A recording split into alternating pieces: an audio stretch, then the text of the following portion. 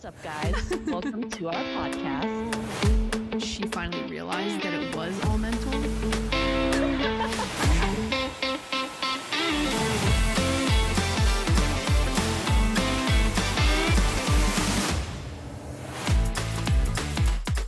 Welcome back to Yips and Giggles. This week, we are getting into team culture, cohesion, and leadership.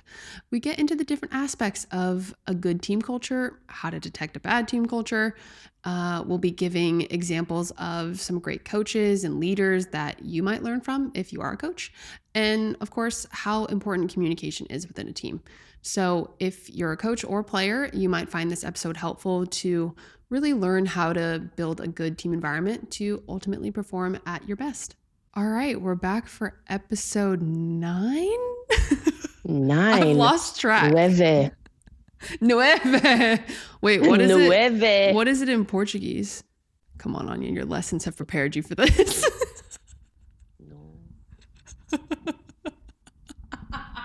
Novi. I put you on the spot. My there. mind just blanked. I literally went through all of the... That's so bad, too. That's so bad. Like, that's the first thing you learn. And today we will be speaking only in Portuguese. Everybody buckle up. Yeah. Would you like Russian, Portuguese, or English? I will be doing English. Yeah. Anya will be doing the other languages. Yes. Oh, that's funny. Yeah, no, I'm excited for this one. I feel like it's a really important topic to talk about that I feel like is not talked about enough when you look at team culture and leadership and things like that. It's like, yeah, this is pretty important, guys. I'm not gonna lie, it's pretty important. Yeah, I feel like people always say like, oh yeah, the culture was toxic, or oh the culture was great, but then they don't go into specifics. Yeah, about what was so good about the culture and how you build a good team culture. Right. So yeah, I'm really excited for this episode because it is really, really important. Like, it can make or break a team, honestly. Oh my God. Like, you can be like sometimes I look at certain teams and I'm like, how, like, they have so many good players on that team. Like, college, professional, doesn't matter the sport. And I'm like, how are they not winning? Yeah. Like, and then sometimes you look at a team and you're like, yeah, like they got like, a bunch of solid players, but it's nothing crazy. Special. And they're just dominating people. Right. And I think a lot of it comes down to team culture and like unity and 100%. Being able to trust in each other. Yeah. It's a super interesting phenomenon. It really is. Cause like, I feel like even on college and professional teams, like you can have similar talent, but I do think that culture very much determines who is gonna, be one step ahead on the table or the rankings or whatever. And again, it does make or break a team, and what's happening off the court or pitch, field, whatever you're playing on is just as important as what is happening on the court. And I just don't think a lot of people understand that, especially, if they're coming from an individual sport and going on to a team. It's like that, we've talked about that a little bit, and it is a very different dynamic. And I even think back to our team. It's like there were times when we had such good players and a lot of talent, but we couldn't win those big matches because of what was happening behind closed doors. You know what I mean? It's not all about the talent. It's a lot about culture, and that's what we're getting into today. Yeah. And there's a big difference between a team of talented individuals versus an actual cohesive team. Yeah. Where they're united. Right. Oh, it's in such whatever a good word. Tasks. Such a good word. United, unified, togetherness. Yeah. The buzzwords. It just adds so much more motivation. Like when you're working towards a shared vision or a shared goal, like, and again, like there's so many benefits to being on a team, like from a psychological standpoint as well. It's like you have that. Yeah, it's fun. It's a lot better than doing it alone. It truly is. And for the most part. And I feel like it's just like a sense of belongingness, which everyone really needs, like in their everyday life. Yeah. And so I think when you are on a team and it's done the right way, it can really give you a good sense of well-being and better mental health, especially, when you're going through tough times in your sport. One of the first things, like, again, people always use the word like as a buzzword, culture, team culture, good team culture, but what does it actually mean? I think it's, the shared values, the standards, the behaviors that shape how a team can interact with each other, how they prepare, how they compete. Right. But like just in more generic terms, it's just like almost like the atmosphere on a team, right? Yeah. Like the interactions between the players and between the coaches. Yeah. And just like that feeling of comfort and trust versus, bad team culture could just be a feeling of discomfort, toxicity. Yeah, you can feel it when you're on a team that doesn't have a good culture. And even from like an outside perspective, if you're like a fan or something, you can see it. Like even if it's like, even if you're just watching your favorite team or whatever, you're like, well, they're not really communicating very well. And they're not really, you know what I mean? Like you can definitely tell. And I think one of the biggest components of it is having that mutual trust and kind of that you can rely on your other teammates. And there's a level to it where communication is probably one of the most important parts of it, because I think it fosters that trust and it fosters like, role clarity, and you guys can decide on what your shared mission is, what your shared goals are, your values. I think communication is such a big part of it, which we'll definitely get into. But at the same time, like you said, it's really just like pushing each other as well, but in a supportive way, right? Like you don't want to be like hounding a team member for at practice every single day, and it's sharing the successes and making sure that you kind of celebrate those. And again, I think it boils down to communication. It's like when you have that climate of trust, it just makes it so much better. And coming from our own experiences, we know that. And at the same time, when you have that honest communication, I think it not only creates that trust, but it also makes it to where you feel like you can go up to your teammate and be as authentic as you can be towards them. It's like, okay, how am I going to help this teammate, or how are they going to help me? And how am I going to give them feedback in a way that I know that they're going to take it well, rather than like, oh, back off, like you don't know everything. You know what I mean? Like I feel like a lot of people get stuck with those sorts of things. But I do think it's learning how to communicate is huge. Yeah, I think that's like definitely the number one driver of like, if you think of other characteristics that you see in good team culture, like accountability, like you said, again, trust, role acceptance, collective identity, respect. Yeah, that's a big one. All of that feeds from communication. Like that needs to be the most solid building block, because otherwise you're not going to be able to build up these other things, and you're going to have a bad culture, which looks like passive aggressive behavior, complaining about playing time a lot, cliques, talking behind each other's backs, gossip, that tends to be a big one. Not trusting each other. Yeah, not trusting each other, not trusting your coaches, fear of mistakes. So again, like it all boils down to communication. If you can establish a way, and again, we know it's easier said than done. Yeah. And sometimes even if you are doing the proper communication, you still can't control the way people react to certain things. And if they're, pretty set in taking any form of constructive criticism as attack, like a knock on them.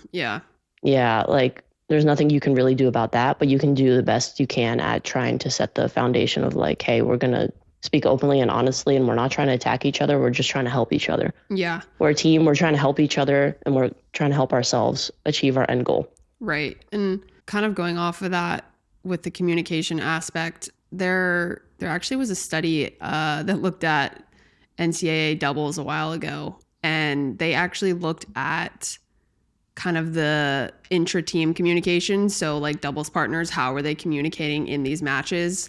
They were looking at verbal and nonverbal communication. So talking in between points is obviously like verbal. You're talking about strategy. You're talking about what you want to do next. And then, nonverbal could just be, giving somebody a fist pump or even like a high five or something, or like some sort of cue that you give them. And it was actually interesting.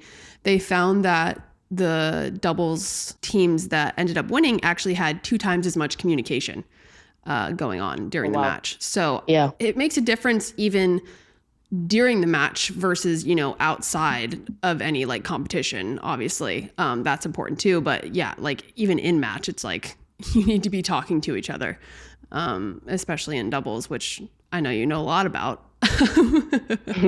Yeah, we both do.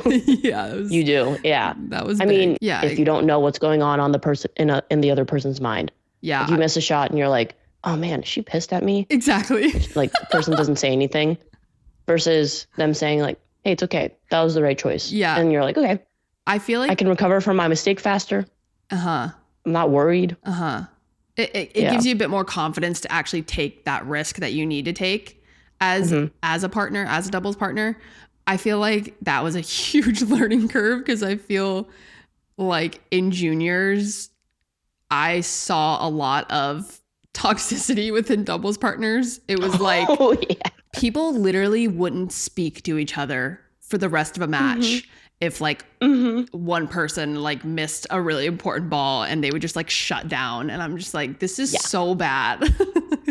So bad. This is so bad. So bad. Oh my gosh. I mean, I hope they weren't doing it when they were like 17, college. 18, oh my God. Going into college, like that would be pretty bad. I'm talking more like, 10s, 12s, 14s, maybe. Yeah. Where it wasn't going. And, well. And while we're on the topic of college, I think, because obviously like this episode is applicable to both collegiate and professional and junior team, like any team. Right. But I think there's some really unique dynamics within college team culture specifically, because there's a couple more things going on. Like there's scholarships. Right. So sometimes people may feel the need to prove their worth and prove the fact that they do deserve that scholarship spot. Yeah. There's obviously like playing time competition. You're trying to get in the lineup, you're trying to get more playing time. Maybe there's like a weird hierarchy sometimes on teams of like who's a senior versus a sophomore and who's getting more playing time or not. Right. And kind of like we talked about, people who are not playing can still heavily influence a team and a team's culture, but we'll get more into that a little bit later in the episode. You're constantly being evaluated, right? Like you're at practice every single day. Again, like you're competing for the lineup spots every single day. There's like this, I mean, it happens in like professional teams too, but there's this aspect of turnover, right? So like people are graduating, people may be entering the transfer portal. Yeah. There's new people entering every single year, freshmen. So I think a really important thing to mention with that is that the culture needs to be rebuilt every single year, right? Because you just have new variables entering not to like call people variables, but like, right. You have new variables entering every single year. Yeah, like you can't just drop the ball.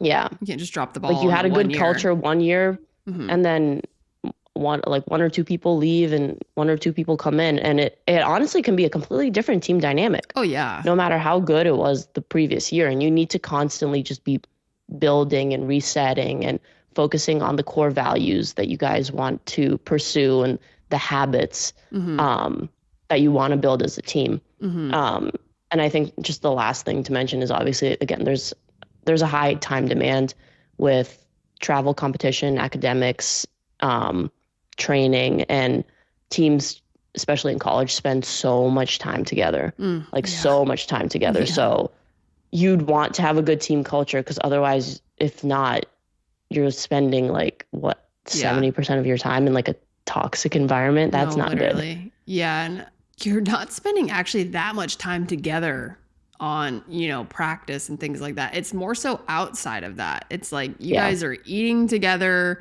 You're, if you're in college, you might be going to classes together. It's so much more outside that's actually going on.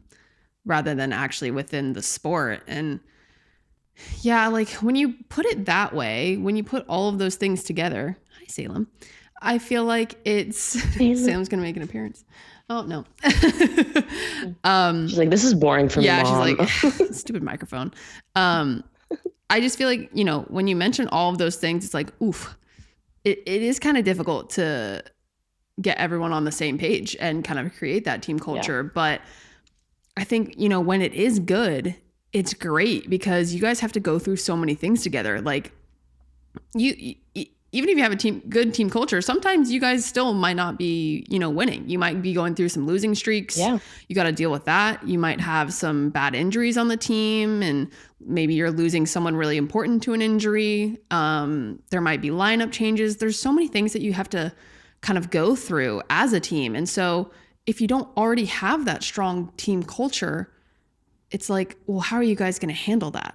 And you worry about if you do have kind of a weak culture, it's like, okay, what kind of behavior is going to come out of this? Are people going to start blaming other people and blah, blah, blah? It's all going to, you know, go downhill from there. So I think, you know, starting with a team culture at the beginning of your season is probably one of the most important things that you can do, honestly. There's a thought process of solutions rather than the blame that you were talking about. And I think players just perform better when they feel like they're supported. There's like that aspect of almost psychological safety. For sure. And they aren't as afraid of making mistakes, and they know their teammates will have their backs no matter what. Yes. So yeah, I think those are obviously some really key points of how culture can affect the team. But the big main question is, like, we can talk as much as we want about how good team culture like really helps the team perform, but how do you build team culture, right? That's the hardest part. And sometimes you can do all of the right things and it still won't turn out great, but you need to do the right things. You can't just expect you to, you know, as a leader, as a teammate, as a coach, for you to say to your team and be like, yeah, we're just going to have a culture of accountability, working hard, trust, like we're going to show up for each other every single day. And then you're just going to expect that to happen. Right. No, there needs to be, it takes a lot of work. Like, there needs to be so many things that need to be done and constantly reinforced every single day. 100%. In order to build up that culture little by little. Yeah. So I think there's a lot of like roles of different people within culture. There's obviously coaches, there's leaders, there's teammates, there's people who are playing, there's people who aren't playing. So let's start with the coaches. Yeah. Right? How can coaches shape team culture? I think I don't want to say like they're the most integral part, but like if you think about it from a quote unquote point of authority, they probably have like the most authority within a team, right? Right. Especially within like a college team. Right. And they can honestly make or break a culture. They have this vision they have for the team, and then they pass it down to the leaders on their team and everyone else. And it's just hard, I think, for coaches when, again, they have this vision and they have these standards that they want to implement, but they just say them and they don't really know how to reinforce them and put them into practice. They're just kind of empty words. Yeah. It's like slogans and mission statements and not actually actionable stuff. Like what? Okay. You've said the what, and now it's like, okay, how are we going to do this? And how are you going to consistently drive that into your players? And I mean, in the simplest of terms, it's just about making sure that everybody's on the same page. And a lot of that is making sure that you have shared your vision with your, you know, team. And that sounds really simple, but a lot of the time people don't. Well, I feel like it's also like after you've shared your vision, don't just like share it one time and then never bring it up ever again. Yeah. And like you say like, okay, yeah, like we have this shared vision. We, you know, want to like work really hard and be really positive in practice, for example. Right. Is as part of that vision. That's how we're going to do it. And then you say that, and then people are like, I don't know, being negative or like slacking off in practice, and you don't do anything about it. You know, like you need to walk the talk as a coach. Also, as this is applicable obviously to like leaders and like everyone else on the team too, but as a coach, like you say you want something, you say you want players to do something, enforce it, right? 100%. And by like enforce it, I'm not saying like have like strict punishments for things that but like, I mean, obviously it depends on the situation, but like it's outlining the expected behaviors of your team, like what you want from your team and what you don't want from your team. And I think that also kind of goes into like, there's lots of different types of leadership and styles of leadership. And I think coaches or managers, sometimes they make the excuse that they can't do a certain leadership style because of their personality, right? And in my opinion, like sometimes you need to think a little bit outside the box and go outside of your comfort zone as a coach and be like, okay, well, this is how I'm going to lead this team, and make it more of a, strategic choice rather than making it comfortable for your own personality. And some people just have inherently very good personalities for leadership, like some people are very confident, very, charismatic and inspirational. And actually one coach that I have found to be honestly unbelievable is Emma Hayes. And so she, for those that don't know, she currently is a coach for the US women's national team. I think the She Believes Cup is actually going on right now. So, and she was also named, FIFA Best Women's Coach twice. She got the Ballon d'Or for Women's Soccer Coach of the Year in 2024. She was at Chelsea for like 12 years, which is a very long time for a coach. Like that's impressive in itself, but she literally won 7 Women's Super League titles and like 5 FA Cups. So, her results are showing. Like that's pretty impressive in the first place. They speak for themselves, that's for sure.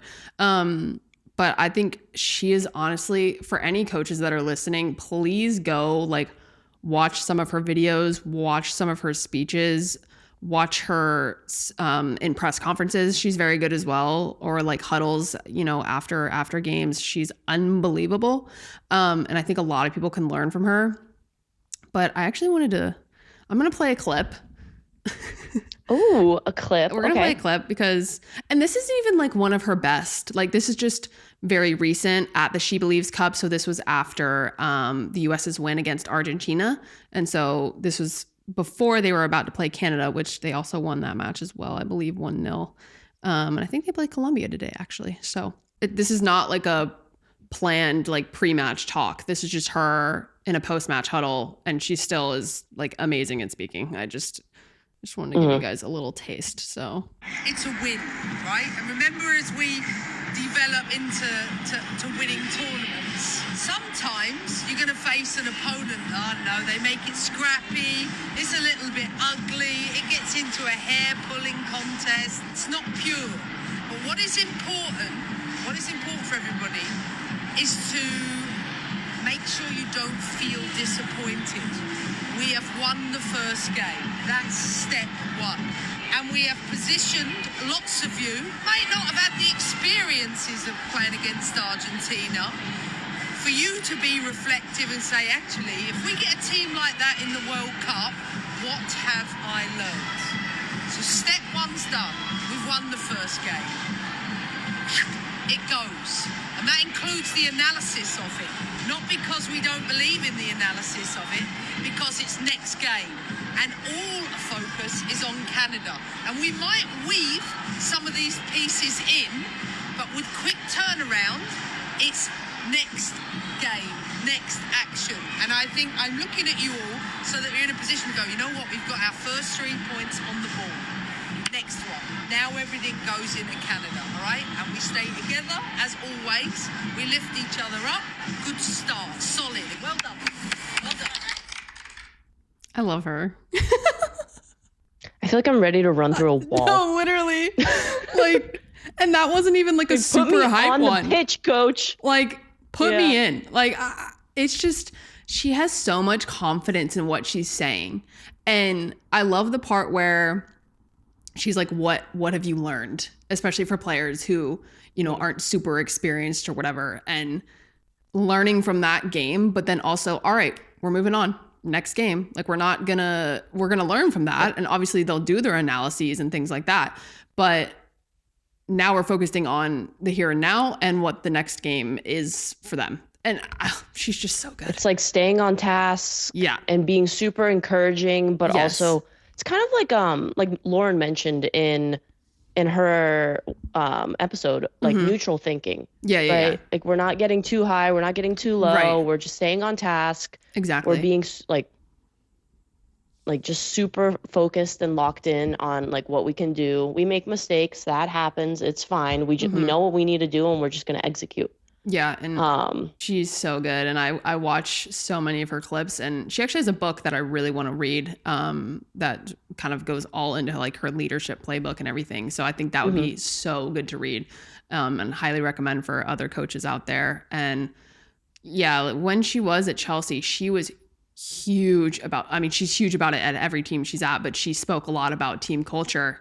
And she always said that she was big on developing a culture rather than a philosophy, which I think is pretty powerful. You know, in my opinion, I would sort of see a philosophy as, you know, something to kind of live by. Whereas like a culture, it's more of like a collective belief and an effort that a team has. So I think even that's important to kind of distinguish between. And again, we talk about communication, and she's so big on having that constant dialogue with the players, because again, it's going to be hard for a head coach or a manager to talk to every single player every single day. That's just that's not realistic. And so being able to have a trusted staff and people that you trust is huge, because then you can actually just delegate that communication to your assistant coaches or your other staff who is also around your players every single day.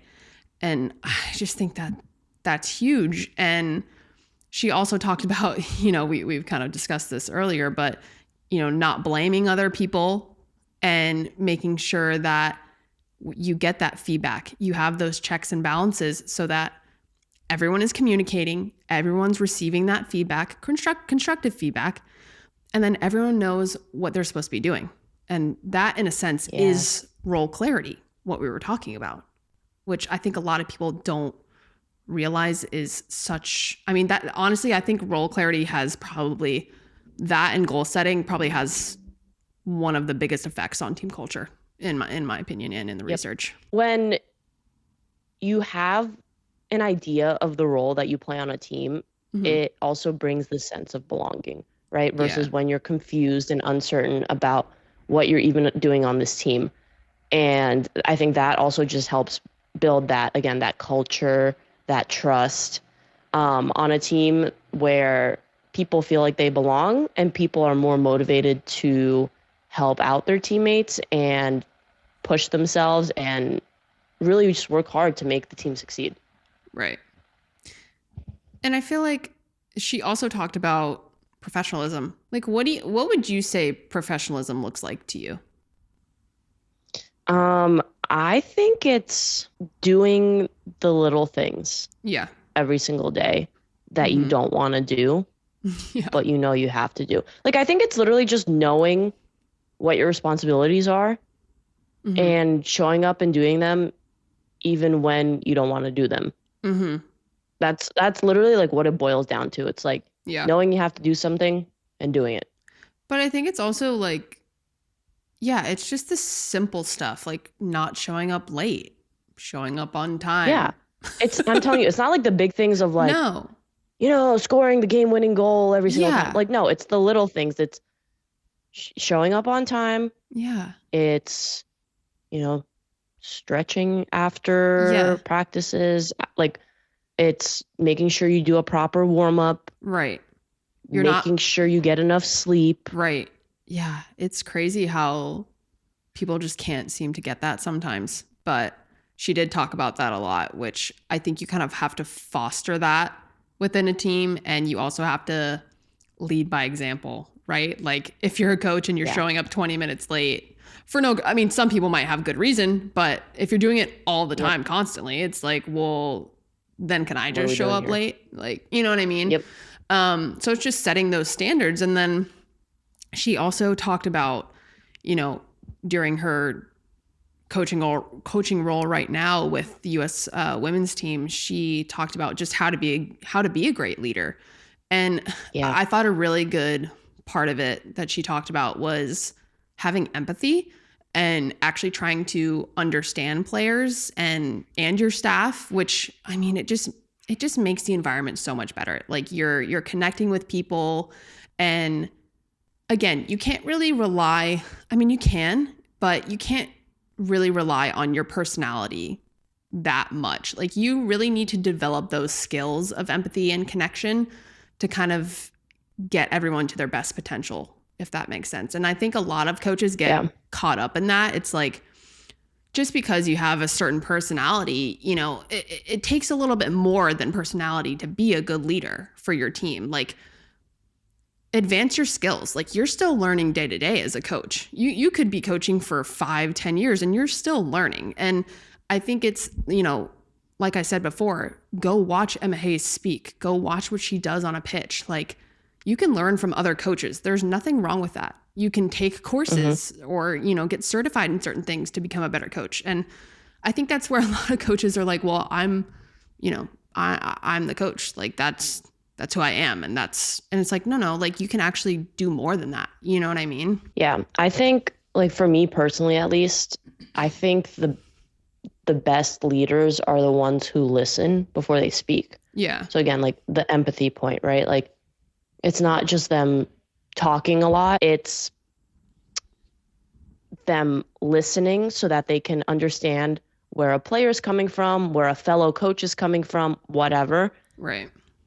Have that empathy and have a full understanding of that like situation before they even say something, before they make a decision, before they, you know, just make a judgment on someone without knowing what exactly happened, maybe in a situation, whatever.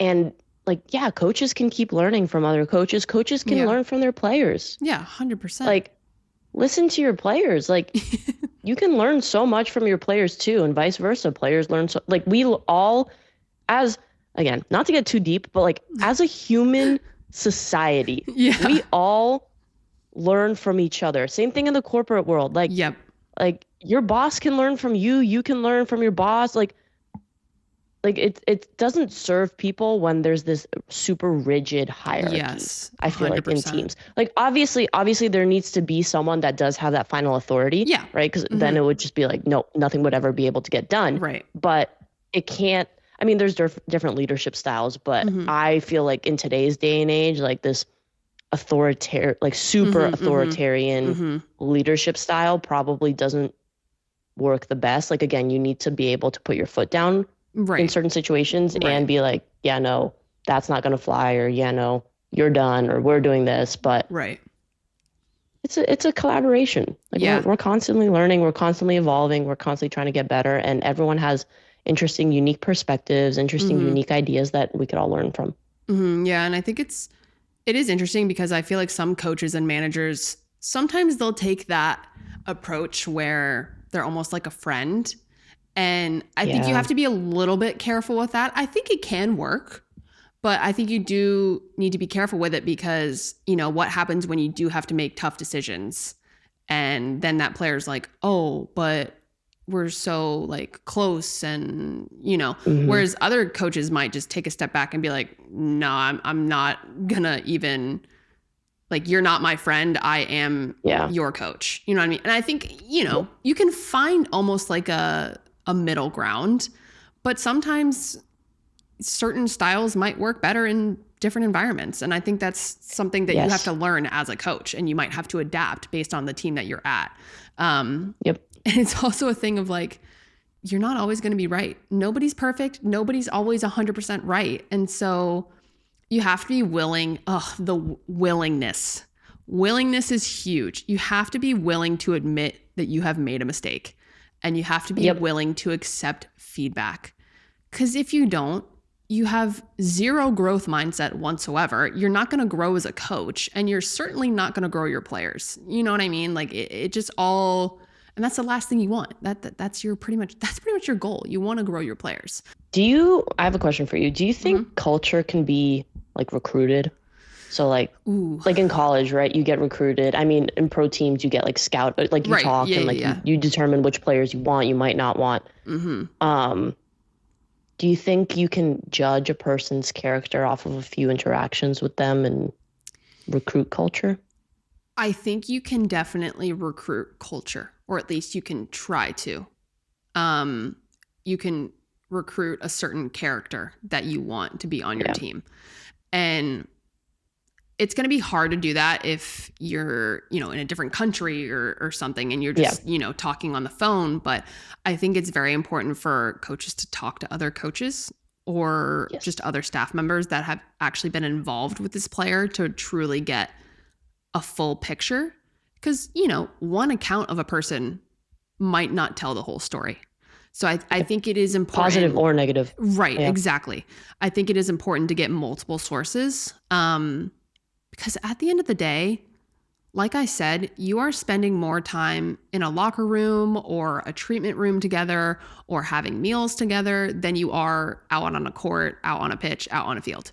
So I think it is definitely possible to recruit a certain character to develop your team culture. But if at the end of the day, that person doesn't turn out to be who you pictured them to be or wanted them to be, then I think that's a teaching moment. And I think that's when you need to talk to that player and say, hey, these are the expectations. These are the behaviors that we are going to have on this team that's going to work towards the goals that we, want to accomplish by the end of the year. And if you don't get on board, then sucks to suck.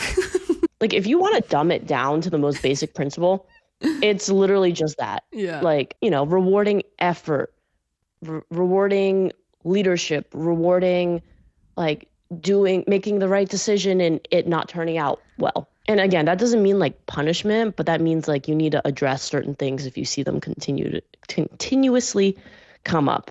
Right.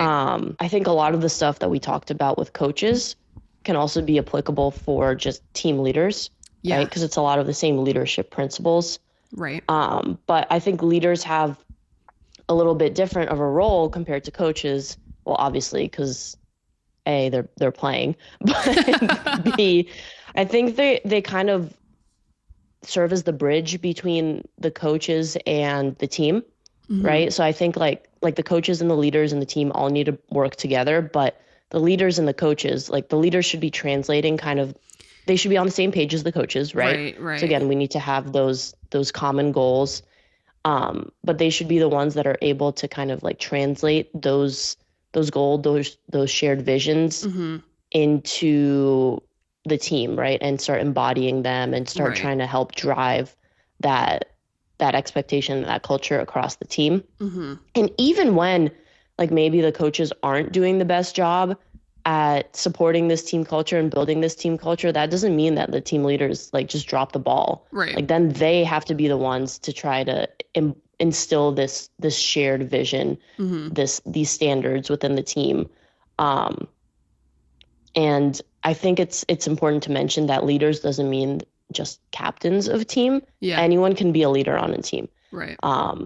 Older players, younger players, like people who play constantly, people who are quote unquote bench warmers. Like anyone can be a tone setter on the team. It's not just about like power and authority. It's more about how you influence people. And I think there's different types of influence, but all are equally as important within a team. Yeah. And I mean, at the end of the day, I think leaders can make a coach's job so much easier. Like they don't have to worry every day, like, oh, is this person doing what they need to do and things like that. And I think it is interesting. And I really love the idea of having not only a captain, because I think a captain is important, but also almost like informal leadership roles on a team. And so again, you'll have the obvious leaders and you'll have the captains, but when you really look at the team dynamics, there's probably a lot of people on one team that can serve as a leader in a different way. So you might look at it as you could have like a motivational leader. So that's somebody who you can count on to kind of encourage teammates and encourage the team and motivate them, even if you are dealing with bad injuries on the team or those losing streaks and things like that. And so you can just kind of designate that person as the motivational leader. And I think a lot of the times it'll depend on a person's personality. Like, for example, in tennis, you might have somebody who is really loud on the court or is like always pumping everybody up. And they're like on court 5, they're like, let's go, whatever your team is. And so it's like, yeah.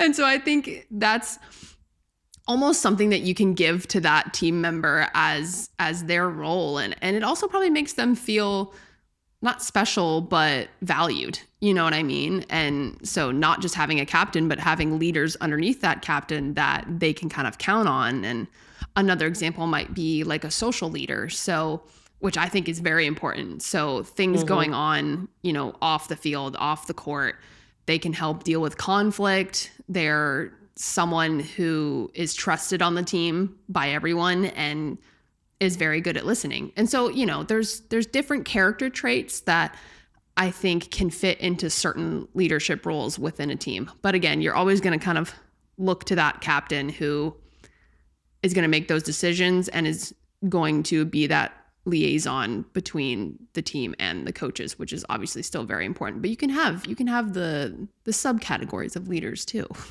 Yeah, I like that. Yeah. Being able to trust any type of leader, right? Like it should just be someone that you can come to with any issue. It should be someone that you can rely on to celebrate your successes. It should be someone that you can look to lead by example. I don't know. What are your red flags?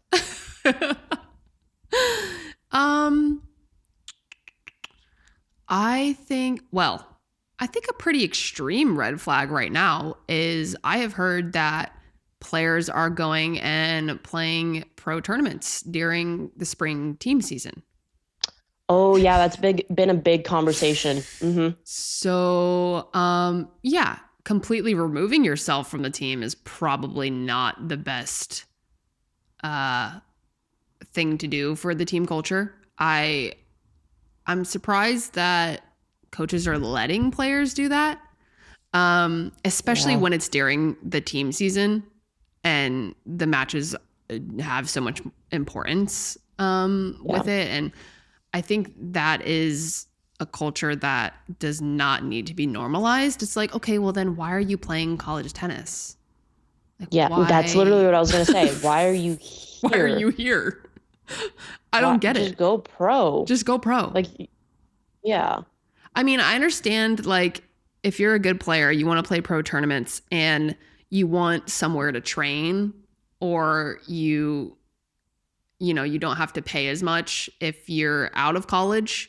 So I understand if they want to come to college and they get good competition, they have, a good support system, they have strength and conditioning, nutrition, everything. They've got everything, where they are when they go to the college. But it's like, okay, well, you actually have to be a part of the team now too.